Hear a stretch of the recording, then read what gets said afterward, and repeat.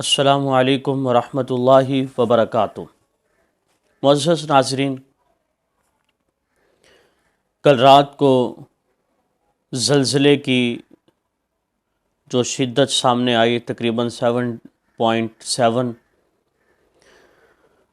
اور پاکستان میں نہیں بلکہ ہندوستان میں، افغانستان میں، دیگر ممالک میں بھی یہ زلزلہ آیا،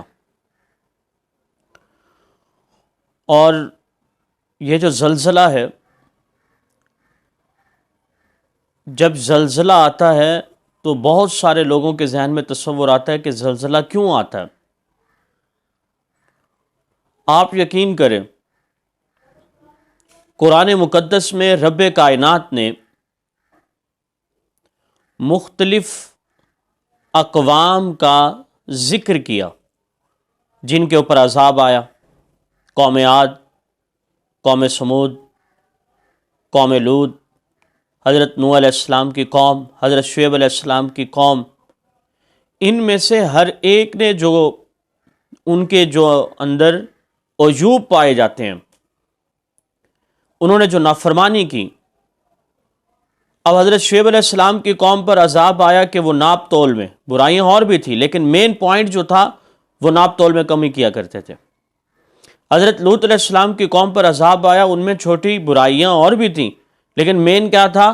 لواطت کا کام کرتے تھے، بدکاری کرتے تھے، ہم جنس پرستی سمجھ لیں آپ۔ تو اسی طرح سابقہ امتوں پر عذاب آئے، زلزلے ان پہ بھی آئے، آسمان کی بجلیاں گریں، ہوا کا عذاب ان پہ آیا، چیخ کا عذاب ان کے اوپر آیا، اور یہ امت پچھلی جتنی بھی امتیں تھیں ان تمام امتوں کے جو عذابات کے اسباب تھے وہ سارے کے سارے تو ہماری اس امت میں پائے جا رہے ہیں۔ اور پھر زلزلے کیوں نہ آئے؟ آج حلال اور حرام میں کوئی فرق نہیں رہا، آج کا ہر انسان جائز ناجائز کو دیکھتا نہیں۔ آپ بتائیں کہ زلزلے کیوں نہ آئے؟ جب بیٹی کی عزت باپ سے محفوظ نہ ہو، زلزلے کیوں نہ آئیں؟ جب اکیلے گھر میں بھائی اور بہن کو نہ چھوڑا جا سکے، زلزلے کیوں نہ آئیں؟ جب ناپ تول میں کمی ہو رہی ہو، زلزلے کیوں نہ آئیں؟ جب ہر طرف بے حیائی کا فروغ ہو، زلزلے کیوں نہ آئیں؟ کہ اسلامی ملک ہو جس کی تاسیس اور بنیاد اسلام کے نام پر ہو، اور اسی کے اندر ہم جنس پرستی کے قانون کو جائز قرار دینے کی کوشش کی جائے، زلزلے کیوں نہ آئیں؟ اسلامی جمہوریہ پاکستان ہو اور ختم نبوت کے قانون کو ختم کرنے کی کوشش کی جا رہی ہو، زلزلے کیوں نہ آئیں؟ ایک طرف ایک شخص ایسا ہے جس کی ڈیوٹی ہے، وہ اپنی ڈیوٹی کی الگ سے سیلری لیتا ہے لیکن اس کے باوجود وہ انعام کے طور پر بہت کچھ وصول سمجھتا ہے اور اس کو بھی اپنا حق سمجھتا ہے۔ آپ ہاسپٹل جاتے ہیں، 2-3 دن وہاں پہ ٹریٹمنٹ ہوتا ہے، اور اس کے بعد جو وہاں کے ملازمین ہوتے ہیں ان کی سیلریز الگ سے ہوتی ہیں، لیکن وہ کیا کرتے ہیں؟ جب رخصتی کا وقت آتا ہے وہ آپ سے کہتے ہیں جی ہمارا انعام دیجیے۔ آپ میرج ہال میں جاتے ہیں، ان کے ساتھ پرسنٹیج سسٹم، سیلریز فکسنگ الگ سے ہوتی ہے، لیکن وہ آتے ہیں، دولہے کو 2 گلاس پیش کرتے ہیں اور اس کے بعد کہتے ہیں جی ہمارا انعام دیجیے۔ ان سے سوال ہے یہ انعام کس چیز کا؟ آپ کالونی میں جاتے ہیں جہاں پہ پلاٹس ہیں، آپ ان سے ڈیل کرتے ہیں، ایک شخص ملازم ہے، وہ آپ کو جا کے دکھاتا ہے، وہ آپ کی ڈیل کرتا ہے، مینیجر سے رابطہ کراتا ہے، اور اس کے بعد وہ کیا کہتا ہے؟ وہ سیلری الگ سے لے رہا ہے لیکن وہ حق سمجھتا ہے کہ آپ بھی اس کو انعام دیں۔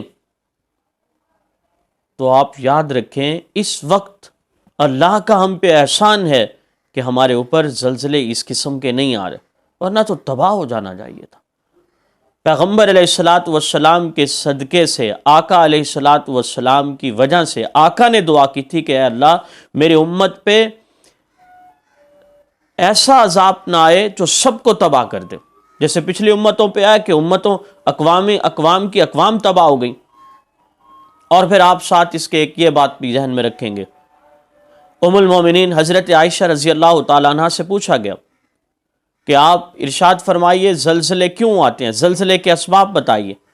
تو حضرت عائشہ رضی اللہ تعالیٰ عنہ نے فرمایا کہ جب خواتین خوشبو کا استعمال شروع کر دیں، خوشبو کے استعمال کا مطلب یہ ہے کہ وہ شوہر کے لیے لگائیں تو کوئی حرج نہیں، لیکن غیر محارم کے لیے، دوسرے لوگوں کو دکھانے کے لیے اگر وہ خوشبو کا استعمال کرتے ہیں، یہ ایک سبب ہے زلزلے آنے کا۔ اور حضرت عائشہ رضی اللہ تعالیٰ عنہ نے فرمایا کہ زلزلے اس وقت آتے ہیں جب خواتین غیر محرم مردوں کے سامنے یا اجنبی لوگوں کے سامنے جہاں پردہ ہے، وہ وہاں پہ اپنے لباس کو اتارنے میں جھجک محسوس نہ کریں، زلزلہ آتا ہے، اور اس سے مراد زنا ہے۔ حضرت عائشہ رضی اللہ تعالیٰ عنہ نے فرمایا جب شراب عام ہو جاتی ہے تو زلزلے آتے ہیں، اور حضرت عائشہ رضی اللہ تعالیٰ عنہ نے ہی ارشاد فرمایا کہ جس قوم میں موسیقی عام ہو جائے وہاں زلزلے آتے ہیں، اور آپ صلی اللہ علیہ وسلم نے ارشاد فرمایا ما ظہر فی قوم الزنا والربا، جس قوم میں زنا عام ہو جائے، جس قوم میں سود عام ہو جائے، تو یوں سمجھ لیں کہ اس قوم نے اپنے آپ کو زلزلوں کے لیے پیش کر دیا۔ اور آج اسلامی جمہوریہ پاکستان میں یہ بحث چلتی ہے کہ سود حرام ہے یا نہیں ہے، اور لاکھوں کوششیں کرنے کے باوجود علماء کرام نے مکمل طور پہ زور لگایا، لیکن اس کے باوجود بھی وہ سود کی کیفیت ہمارے ملک سے ختم نہیں ہو سکی۔ آپ جانتے ہیں کہ IMF کے ابھی تک اگر ہم محتاج ہیں تو اس کی وجہ سودی سسٹم ہے۔ کیوں نہ آئیں زلزلے؟ جب ہم قرآن سے دور ہو جائیں، موبائل کے قریب ہو جائیں، جتنی فکر ہمیں موبائل کی چارجنگ اور بیٹری کی رہتی ہے، اتنی فکر ہمیں قرآن کریم کی تلاوت کی بھی نہیں، اتنی فکر ہمیں فرض نماز کی بھی نہیں۔ آج کا کوئی بھی سیاسی پارٹی ممبر ہے، وہ اپنے لیڈر کی پکار پر سینکڑوں میل دور بھی چلا جائے گا، جان دے دے گا اس کے لیے۔ آج کل پوزیشنز آپ کے سامنے ہیں، لیکن وہی شخص 2 منٹ کے فاصلے پر مسجد میں نماز پڑھنے کے لیے نہیں جاتا، اپنے لیڈر کے لیے جان قربان کرنے کے نعرے لگاتا ہے، لیکن پیغمبر علیہ الصلوۃ والسلام کی اطاعت نہیں کرتا۔ تو زلزلے کیوں نہ آئے؟ مساجد ویران ہو چکی ہیں، زلزلے کیوں نہ آئے؟ ایک طرف ڈانسر سنگر پر لاکھوں روپے لٹا دیے جائیں، اور دوسری جانب علماء، مساجد کے ائمہ، خطباء، ان کی سیلری مزدور کی سیلری سے بھی کم ہو، تو زلزلے کیوں نہ آئے؟ اور پھر سب سے عجیب بات یہ ہے جس پہ میں بڑا حیران ہوا کہ کل جب زلزلہ آیا تو سوشل میڈیا پر ہی استغفار کی باتیں چل رہی ہیں۔ ایسا نہیں ہوا کہ ادھر زلزلہ آیا ہو لوگ استغفار کرنے لگ گئے ہوں، توبہ کرنی شروع کر دی انہوں نے، بس وہ سوشل میڈیا پہ پوسٹ کر کے سمجھتے ہیں کہ ہم نے استغفار کر لی، ہم نے زلزلے کی دعا کو پڑھ لیا۔ الا قلیل، بہت کم ایسا ہوا ہوگا کہ کوئی شخص اٹھا ہو جس نے 2 رکعت نوافل پڑھے ہوں، 2 رکعت نفل پڑھے ہوں، پھر اور پڑھے ہوں، توبہ کی ہو، اس نے توبہ کی ہو کہ آج کے بعد میں داڑھی رکھوں گا، آج کے بعد میں نماز پڑھوں گا۔